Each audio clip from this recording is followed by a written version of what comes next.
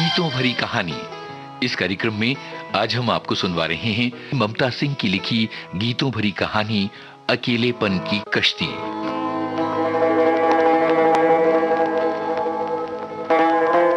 सिर दर्द से फटा जा रहा है, चक्कर आ रहा है। नीलू ने अपनी आंखें हथेलियों से ढकते हुए उसे जोर से दबाया। नीलू, कितनी बार कहा है जरूरत से ज्यादा काम मत किया करो, जिंदगी में आराम भी जरूरी है, पर मानती ही नहीं हो। रोहन ने उसके सिर को अपने कंधे पर टिकाते हुए दीवान पर उसे लिटा दिया। भागकर बाम और बादाम के तेल की शीशी ले आया। सिरहाने बैठकर माथे पर बाम लगाया और बालों में अटके पिन निकालकर बगल में रखे और धीरे धीरे बादाम के तेल से मसाज करने लगा। मसाज से नीलू को आराम मिला और उसकी आंखें झपने लगीं।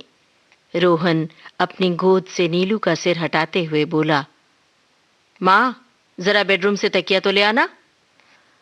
मैं बूढ़ी माँ से छोटी लड़की बन गई और तकिया लाकर नीलू के सिर के नीचे लगा दिया और फिर किनारे वाले तख्त पर बैठकर सुपारी कतरने लगी। बहुत सारी कतरी सुपारी इकट्ठी हो गई है, लेकिन ठीक इसी वक्त उसी जगह पर बैठकर देर तक सुपारी कतरना और पान की गिलौरी बनाकर खाना मुझे बहुत अच्छा लगता है। जब मैं सुपारी कतर रही होती हूँ तो रोहन के पापा जैसे सामने आ जाते हैं और मैं उनके लिए भी रोज एक बीड़ा पान तैयार करती हूँ। उनसे गुफ्तगू करती हूँ। वे नहीं हैं, फिर भी पान के बहाने साथ आ जाते हैं। नीलू को दर्द से राहत मिली, वो नींद की आगोश में चली गई। रोहन ने लेटी हुई नीलू के माथे पर प्यार किया और उसके सिर पर हाथ फेरते हुए बोला, माँ, मैं ऑफिस जा रहा हूँ, नीलू का जरा ध्यान रखना, कोई परेशानी हो तो मुझे फोन कर लेना, ठीक है? मैंने मुस्कुराकर सिर हिला दिया। बीते हुए दिन कुछ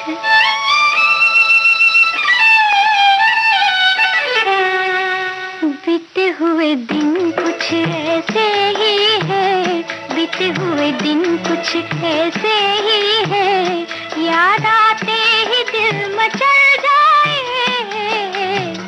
बीते हुए दिन कुछ ऐसे ही है, बीते हुए दिन कुछ ऐसे ही है, याद आते ही दिल मचल जाए।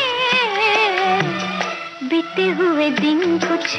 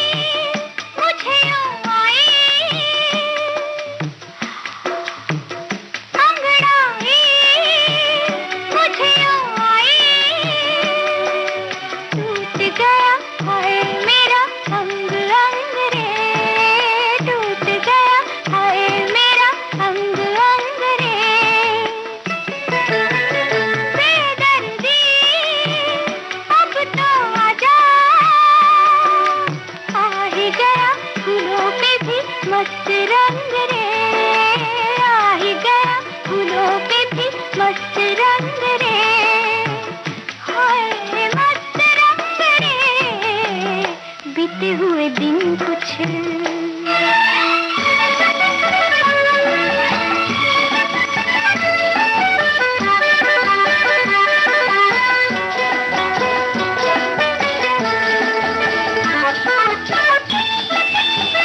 कुछ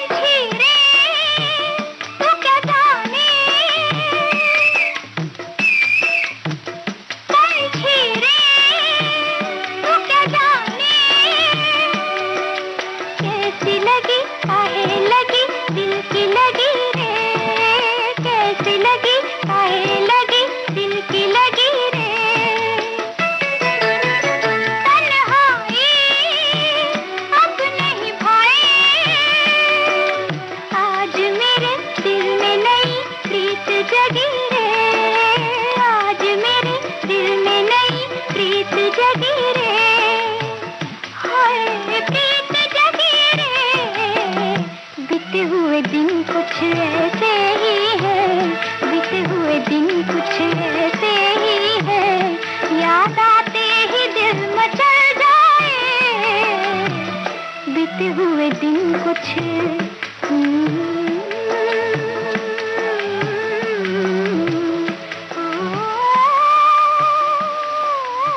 आंखों के सामने 25 बरस पहले का वो दिन ठहर गया जब बुखार से मेरा बदन अलाव जैसा तप रहा था। कपकपी सी छूट रही थी। सुबह उठने में जरा देर हो गई। कमरे से बाहर आते ही देखा बरामदे में अम्मा चटाई पर मुंह सुजाए बैठी हुई हैं। ठंडी चाय का प्याला सामने रखा है। सामने बैठकर जैसे ही पैर छूने के लिए मैंने हाथ बढ़ाए, उन्होंने पैर मोड़ लिए। रहने दो, ये सब दिखावा मत करो। आजकल की बहुओं का यही चलन है। सबके सब उठ जाए, चाय नाश्ता बन जाए, तब सोकर उठती हैं और मसनद पर बैठ जाती हैं। जवानी का इतना नशा चढ़ा है कि नींद ही नहीं खुलती। देखो जरा, पूरे आंगन में धूप पसर आई है। हम थे कि पौ फटने से पहले ही सास ननद उठे, इससे पहले ही आंगन बुहार लेते थे, स्नान ध्यान सब कुछ कर लेते थे। और अब ये देखो, आजकल की बहुओं का ये आलम है। 40 साल के सुहागन जिंदगी गुजारे रहे, कोई भीतर से निकलते हमें अपने मर्द से बात करते नहीं देख पाया। हाँ, सास ननद के उठते ही चाय उनके हाथ में थमा देते थे। अब ले जाओ, ये चाय हमें नहीं पीनी है। ये सब दिखावा न करो। आजकल के दुल्हनियां चंपा दिखाते हुए सिर का पल्लू ऊपर कर ढिठाई से दिन दहाड़े अपने मर्द से नैन मटक्का करती रहती हैं। क्या जमाना आ गया है।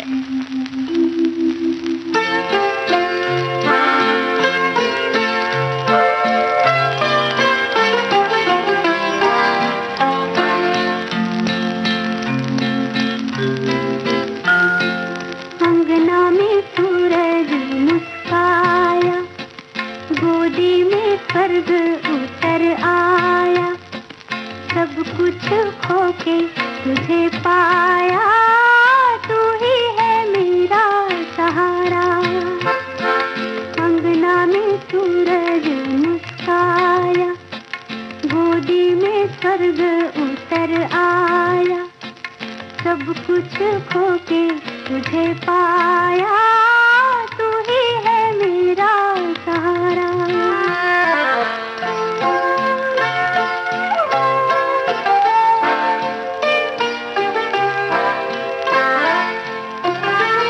मेरी अंधियारी रातों में तू चंपा बन के दिया रे। मेरी अंधियारी रातों में तू चंपा बन के दिया रे।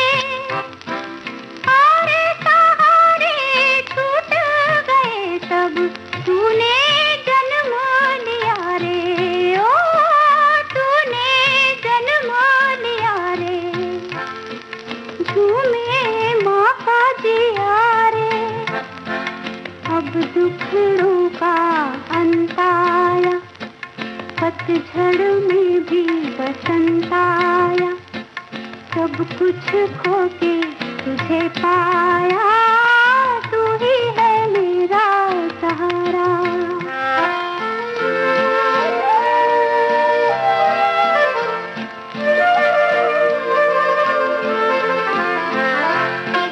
लाल मेरे प्रतिपाल मेरे, अब तेरी आस लगाऊं। लाल मेरे प्रतिपाल मेरे, अब तेरी आस लगाऊं। हो नन्ही नन्ही हाथों में तेरे अपने हाथ थमाऊं, मन को धीर बंधाऊं। जीवन सागर लहराया, बन के किनारा तू आया, सब कुछ खोके तुझे पाया, तू ही है मेरा सहारा। अंगना में सूरज मुस्काया, गोदी में स्वर्ग उतर आया, सब कुछ खोके तुझे पाया, तू ही है मेरा सहारा। और फिर उस रोज मैंने कहा था, अम्मा बुखार आ गया है, बदन कांप रहा है, बहुत तेज बुखार है। हाँ हाँ, देर से उठने का कोई न कोई तो बहाना चाहिए ना, तो अपनी मर्द का प्यार कैसे मिलेगा? हाँ। मैं धीरे से उठकर रसोई की ओर जाने लगी तो देखा सामने रोहन के बापू खड़े थे। उन्होंने मुझे दयालु नजरों से देखा। मैं भी तिरछी निगाहों से देखती हुई और निगाहें नीची करके रसोई की ओर चली गई।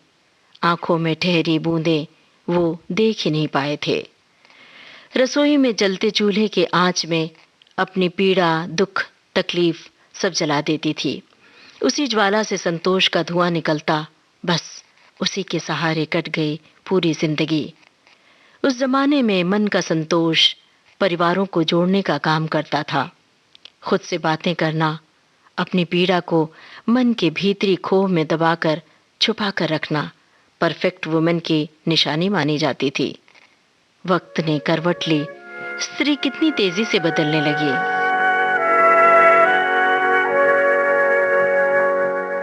वक्त ने किया क्या हंसी सितम, तुम रहे न तुम, हम रहे न हम। वक्त ने किया क्या हंसी सितम, तुम रहे न तुम, हम रहे न हम। वक्त ने किया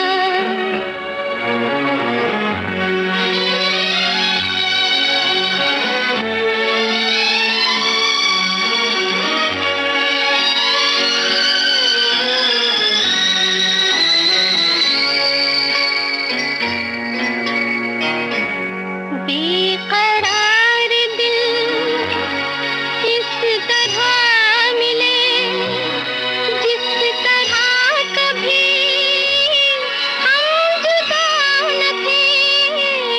बेकरार दिल इस तरह मिले, जिस तरह कभी हम जुदा न थे। तुम भी खो गए, हम भी खो गए, एक राह पर चल के दो कदम। वक्त ने किया क्या हंसी सितम, तुम रहे न तुम, हम रहे न हम। वक्त ने किया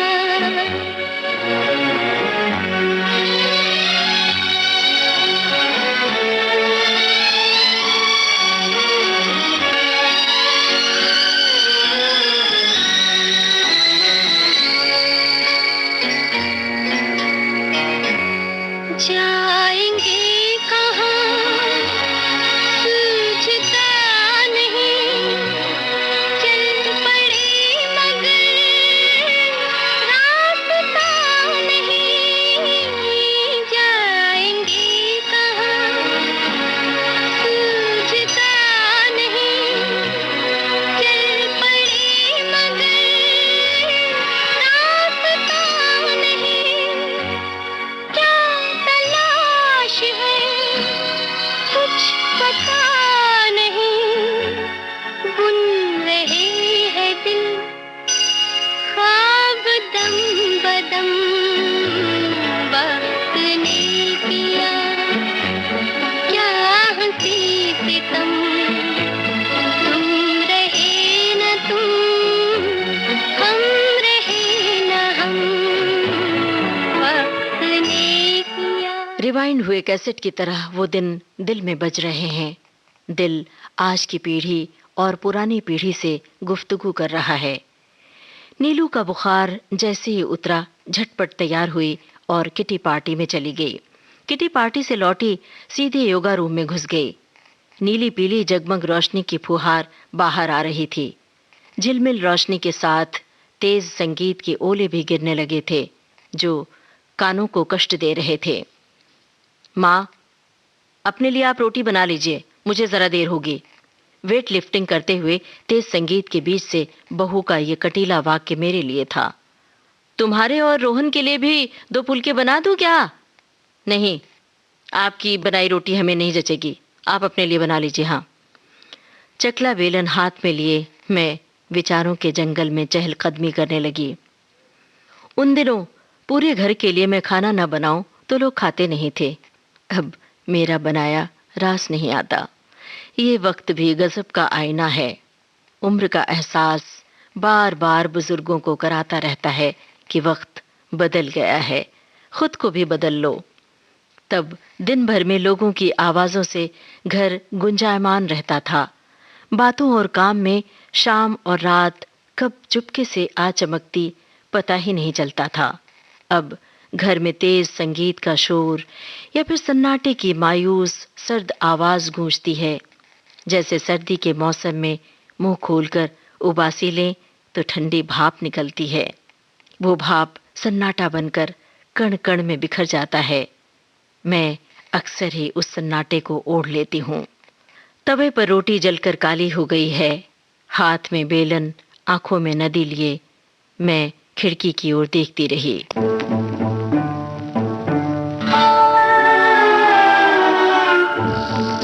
माँ, आपको दिखाई नहीं देता है क्या? रोटी जल रही है, आग लगा देंगी आप तो घर में। क्या कर रही हैं? तेज क्रूर आवाज ने कानों को झंझना दिया। पल भर के हेर फेर में एक सुकून दे आवाज भी आई, लेकिन अरे वाह, आज तो माँ के हाथ का खाना मिलेगा। हंसता हुआ रोहन रसोई में घुस गया।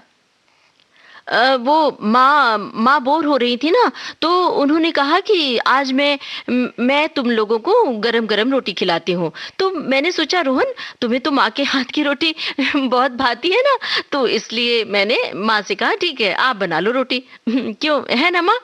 लाइए माँ चिमटा हमें दे दीजिए, आप बैठिए, बाकी मैं बना देती हूँ। नीलू की आवाज में जरूरत से ज्यादा मिठास घुल गई थी, लेकिन मैं तो सिर्फ अपने लिए ही बना रही थी रोटी। अरे आप ही तो कहती हैं अपने लिए जिए तो क्या जिए, आप तो हमेशा दूसरों के लिए जीती हैं। माँ, अब आप आराम कीजिए, बाकी मैं बनाती हूँ, बैठिए।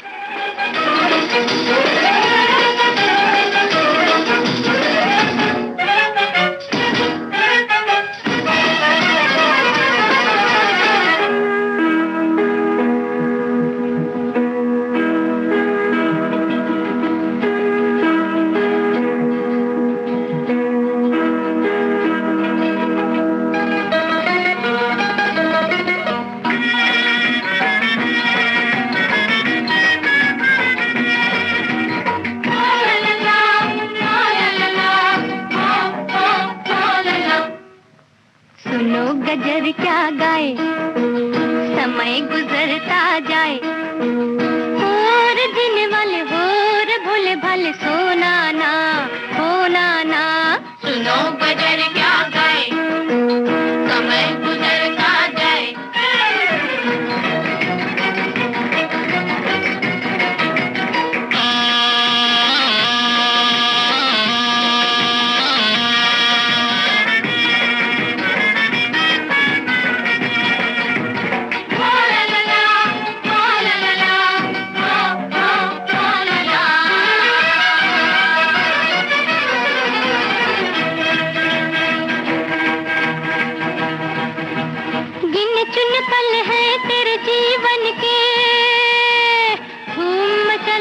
दिन है मिलन के, गिन चुन पल है तेरे जीवन के, धूम मचल अभी दिन है मिलन के, और दिन वाले और भोले भाले सोना ना होना ना।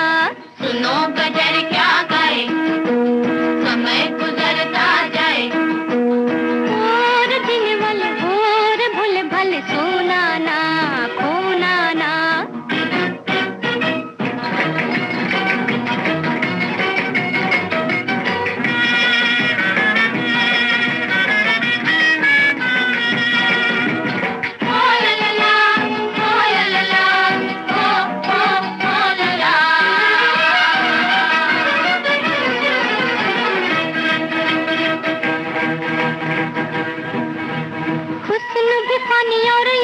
भी फानी है, हंस के बिता ले दो घड़ी की जवानी है। हुस्न भी फानी और इश्क भी फानी है, हंस के बिता ले 2 घड़ी की जवानी है। और जीने वाले होर भोले भाले, सोना ना खोना ना। सुनो गजर क्या गाए, समय गुजरता जाए। और जीने वाले होर भोले भाले, सोना ना खोना ना।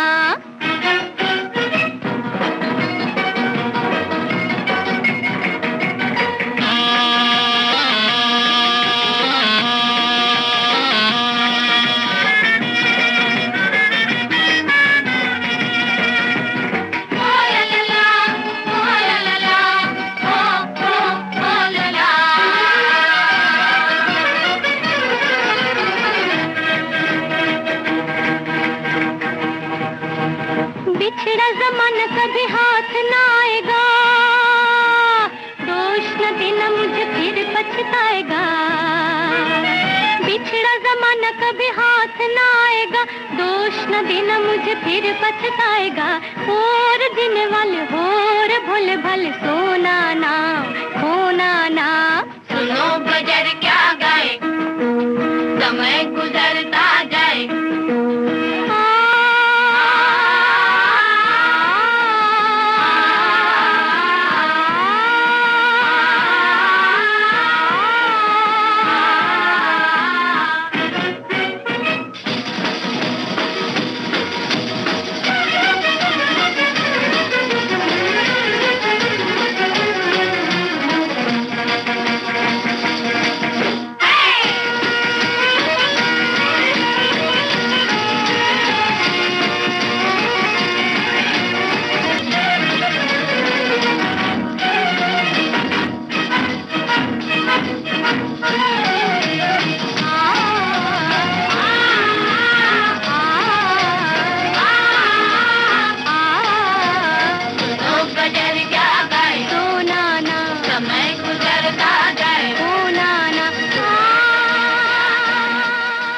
नीलू ने अपनी जबान में अचानक शहद घोल लिया।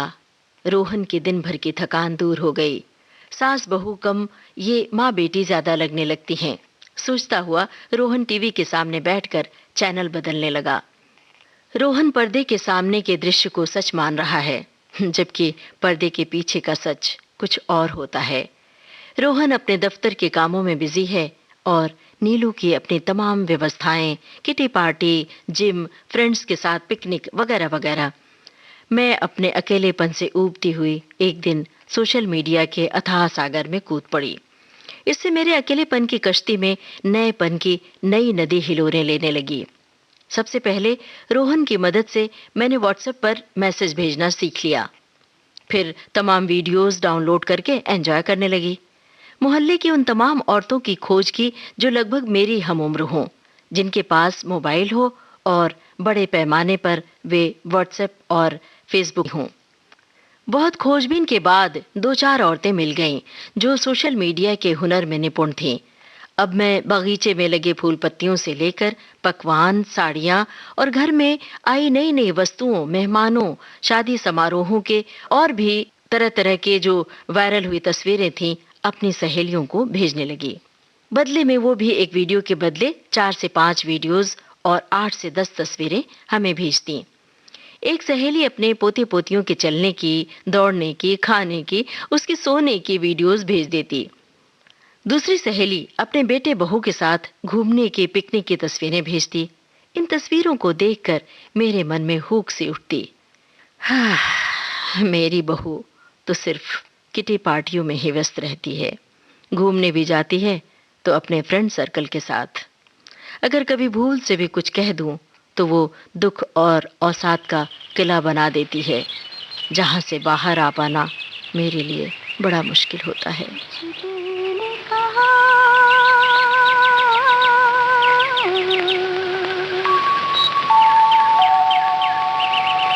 कुछ भी नहीं,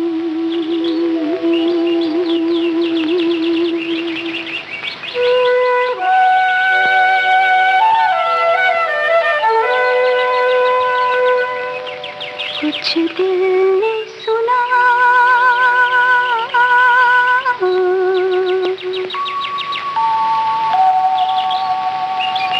कुछ भी नहीं, ऐसी भी बातें होती हैं, ऐसी भी बातें होती हैं, कुछ दिल ने कहा,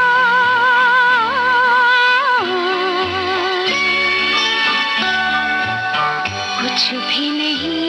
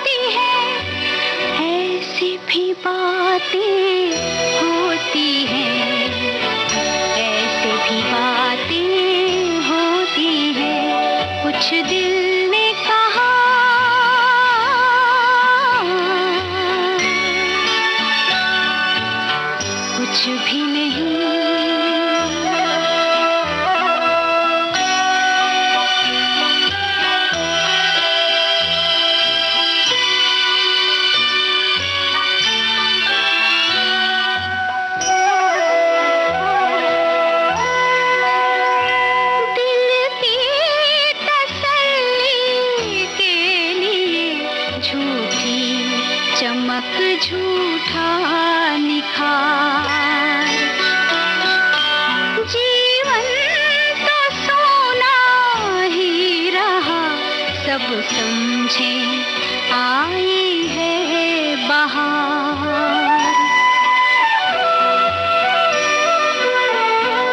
कलियों से कोई पूछता, हंसती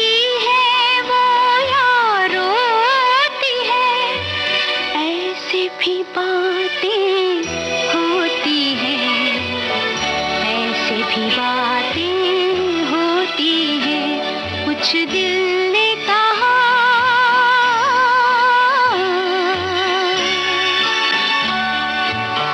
कुछ भी नहीं।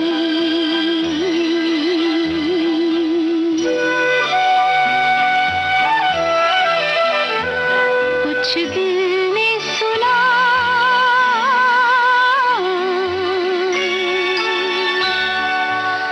कुछ भी नहीं।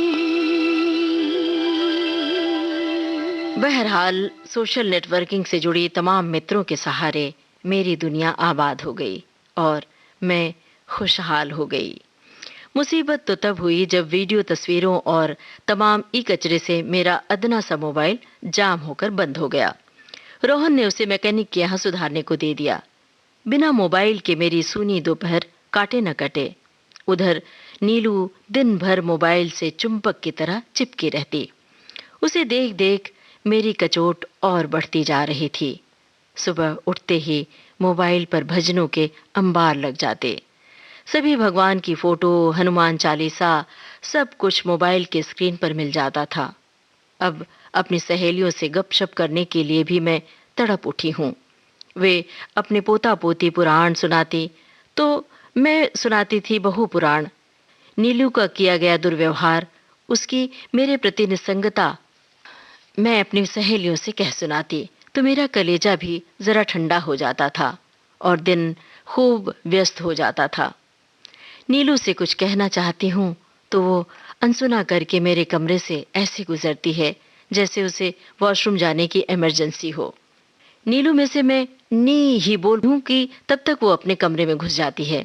दरवाजा धड़ाम से बंद कर व्हाट्सएप, फेसबुक की दुनिया में गुम हो जाती है। ऑनलाइन दिखती है तो मैं उसे व्हाट्सएप करती हूँ, पर कभी मेरे मैसेज का जवाब नहीं देती वो। शायद वो वीडियो चैट पर होती होगी। मैं तो उसके लिए एक महज वस्तु हूँ जो घर के कोने में पड़ी रहे। रोज नीलू ने घर पर अपने सारे फ्रेंड सर्कल को बुला रखा था। खूब शोर मचा रखा था। इनके बात करने की आवाजें छन छन कर बाहर ऐसे आ रही थी जैसे ये झगड़ रही हों। हंसने पर तो जैसे जंगले का रॉड तक झनझना रहा था। खाना पीना सब कुछ पूरे शबाब पर था। मौका भी नीलू ने अच्छा चुना था। जब रोहन शहर से बाहर गया हुआ था, शॉर्ट कुर्ता और हाफ प्लाजो पहने एक स्त्री बेसिन में हाथ धोने आई तो मैं तपाक से उसकी ओर लपकी और उसकी ओर मुखातिब हुई, जैसे छोटे बच्चे को उड़ता हुआ गुब्बारा मिल जाए और वो पकड़ने के लिए दौड़ पड़े। मैं भी इसी तरह उसके पीछे दौड़ी। जरा अपना मोबाइल देंगी? मैं नीलू की माँ हूँ, नीलू की माँ। मैंने अपना परिचय ठसक के साथ दिया। उसने मुझे पहले तो गौर से देखा। हेलो और नमस्ते के बीच का कुछ कहते हुए उसने अपना सिर हिला दिया, जो मुझे सुनाई नहीं दिया। इतना जरूर समझ पाई मैं कि उसने मुझे आदर से कुछ तो कहा है। उसने अपना मोबाइल मेरी ओर बढ़ाया ही था कि तभी नीलू सामने आकर प्रकट हो गई। माँ, ये क्या है? घर में और मोबाइल नहीं है क्या जो आप मेहमानों से मांग रही हैं? इट्स ओके यार, इट्स ओके, उसकी सहेली बोली। नीलू ने उस औरत का मोबाइल उसे वापस करते हुए अपना मोबाइल फोन मुझे दे दिया। इतना भी क्या अर्जेंट था भला? नीलू बोली। मैंने अपनी सहेली रमा को फोन लगाया। ये वही रमा है जो एक तस्वीर के बदले 10 तस्वीरें, एक वीडियो के बदले अनगिनत वीडियो और जोक्स भेजती है। कुछ सेकंड ही बात हुई कि फोन डिस्कनेक्ट हो गया। मैंने कॉल बैक किया। उधर से आवाज आई, hello darling, hi, how are you? Oh, आज अब फुर्सत मिली है। अचानक फोन में ये मर्दाना आवाज किसकी? वो भी बंदा मुझे डार्लिंग की उपमा से नवाज रहा है।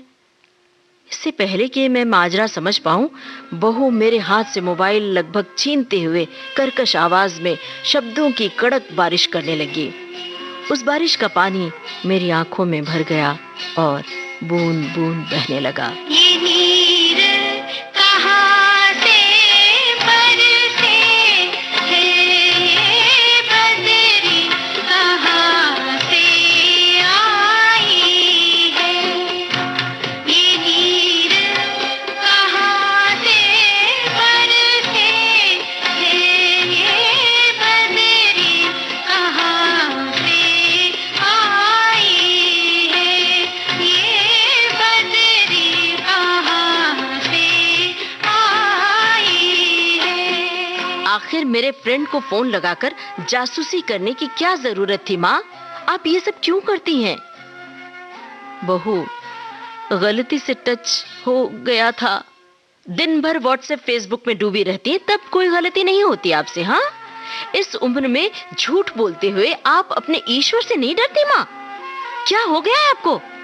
जानबूझकर आपने उसे फोन लगाया था। गहरे गहरे नाले, गहरा गहरा पानी रे, गहरे गहरे नाले, गहरा पानी रे, गहरे मन की चाह अनजानी रे, जग की भूल भुलैया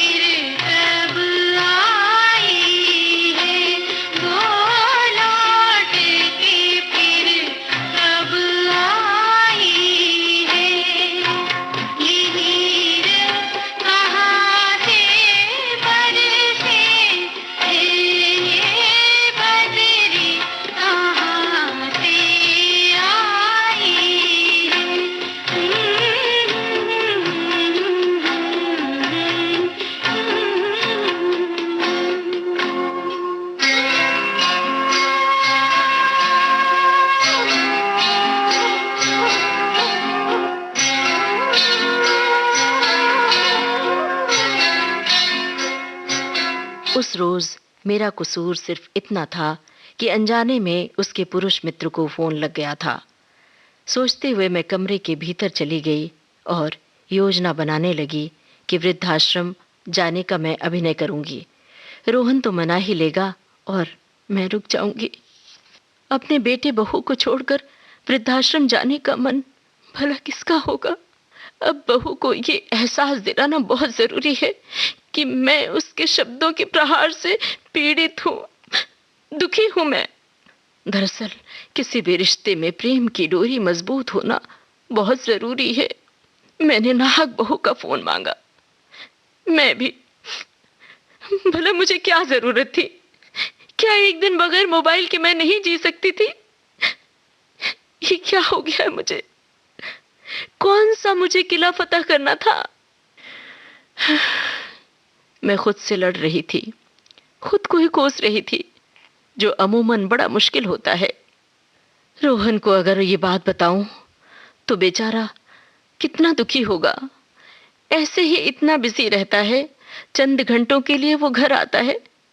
अपनी बीवी के दोस्त के बारे में जानकर उसे कितना धक्का लगेगा।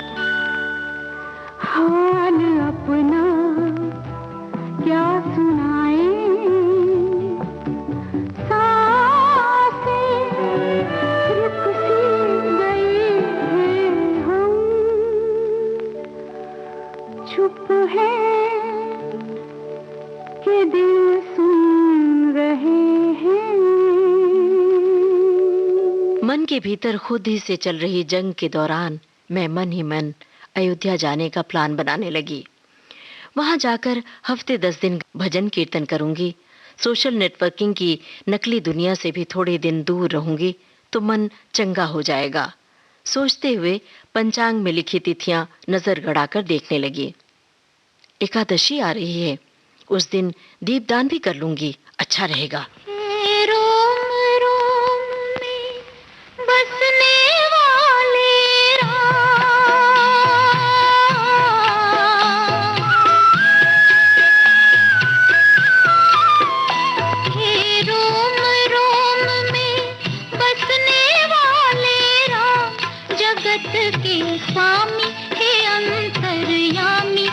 तुझसे क्या मांगूं मैं तुझसे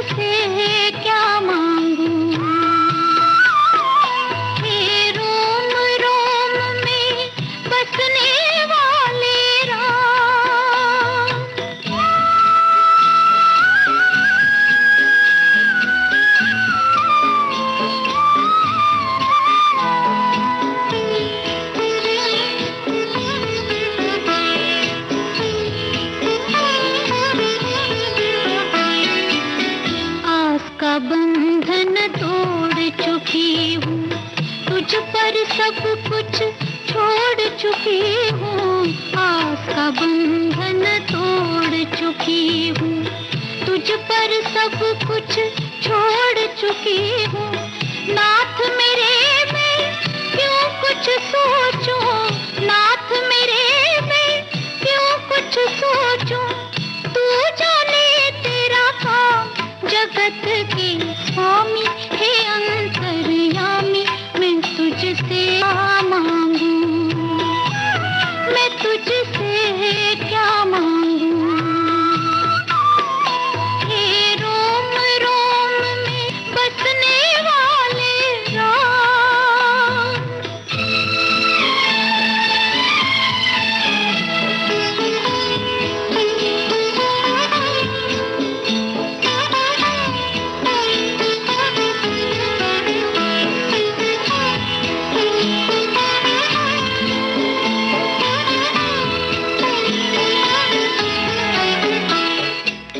तेरे चरण की धूल जो पाए, वो कंकर हीरा हो जाए।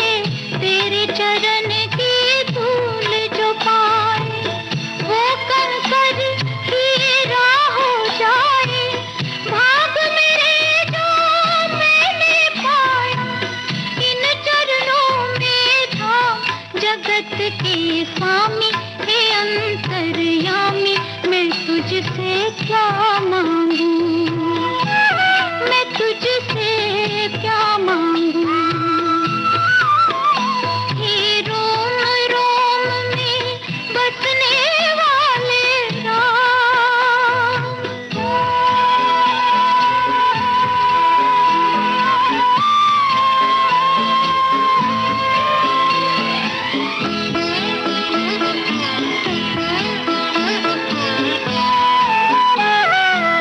भेद तेरा कोई क्या पहचाने, जो तुझ सा हो वो तुझे जाने।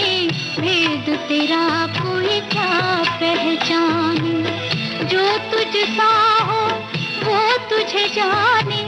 तेरे किए को हम क्या देवे, तेरे किए को हम क्या देवे, भले बुरे थाना जगत के स्वामी, हे अंतर्यामी, मैं तुझसे क्या मांगूं, मैं तुझसे क्या मांगूं।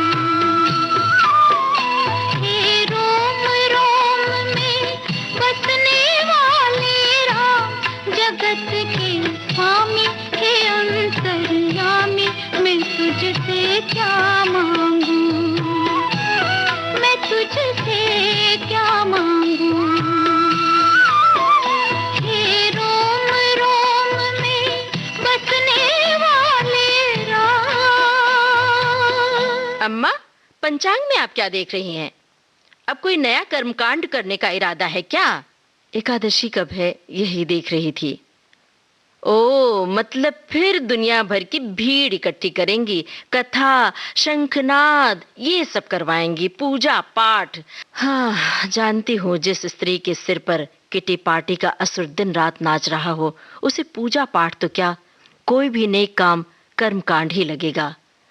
सुनते ही बहू के सांवले रंग पर ललाई ऐसी गहराई कि वो सांवली से बिल्कुल काली हो गई। उसने मुझे यूं देखा जैसे उसकी आंखों के चिंगारियां मुझे भस्म कर देंगी। मैं भस्म तो नहीं हुई, लेकिन उसके गुस्से के शोरों से उठे धुएं से मेरी आंखें पनीली जरूर हो गईं।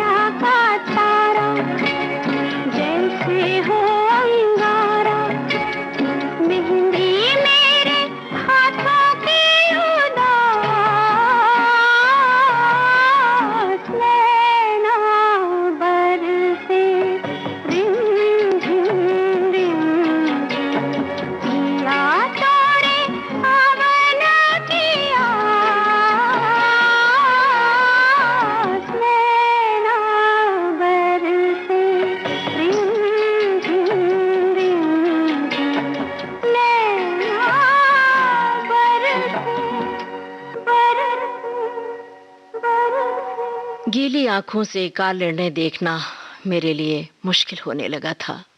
अपनी धोती के पल्लू से आंखें पोंछीं और अदरक वाली कड़क चाय बनाने की गरज से उठी ही थी कि सामने बहू ने कागज का एक पुलिंदा रख दिया। उन कागजों को देखते ही दिल की धड़कन द्रुत गति से चलने लगी। वैसे भी इस उम्र में हृदय गति को सामान्य रखना मुश्किल ही होता है।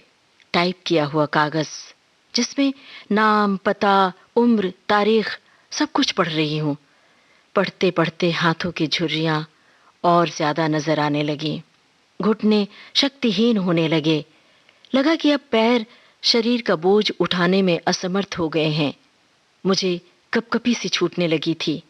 वो कागज लेने के लिए हाथ आगे बढ़ाने की कोशिश कर रही हूँ, लेकिन हाथ ऊपर न उठते हुए उल्टी दिशा की ओर जा रहे हैं, जैसे हाथ एक ही जगह पर जम गए हों। यूं कि ऊपर उठा रही हूँ, हाथ अटक गया हो जैसे। मन हिरण के बच्चे सा कातर हो गया था कि काश जादू का कोई ऐसा कारनामा होता जो बिना जादू की जानकारी के ही सफल हो जाता और ये कागज किसी वस्तु में परिवर्तित हो जाता।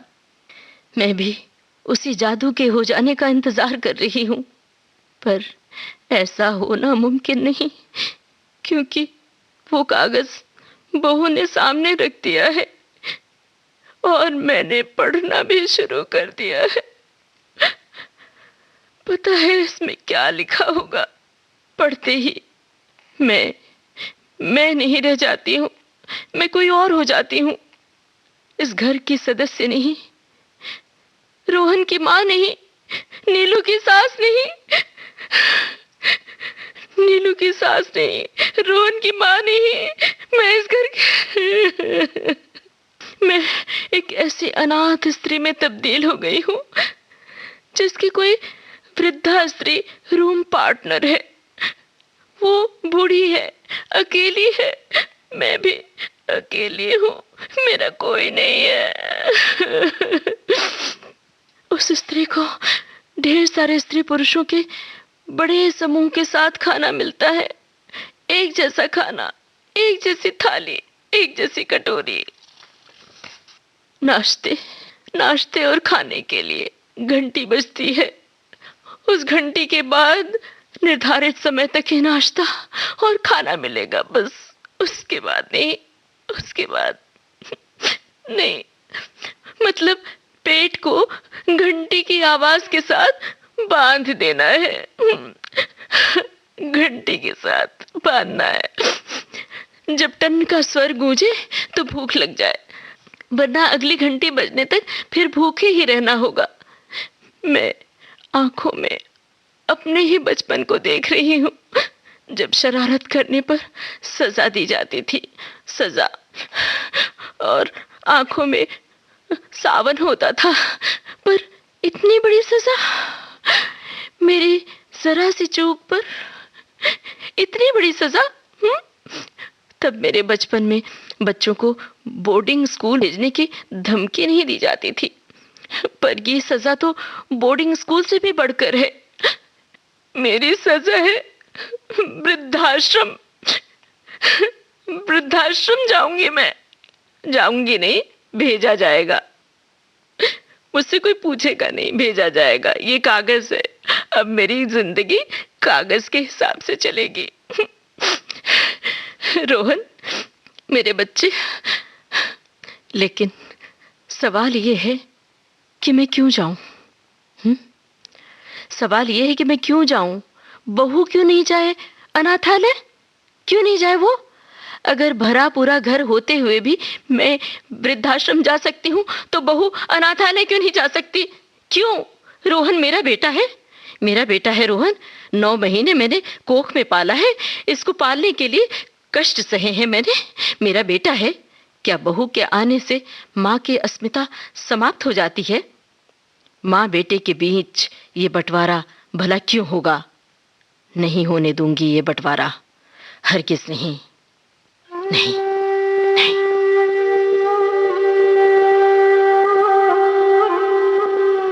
आप सुन रहे थे ममता सिंह की लिखी गीतों भरी कहानी अकेलेपन की कश्ती।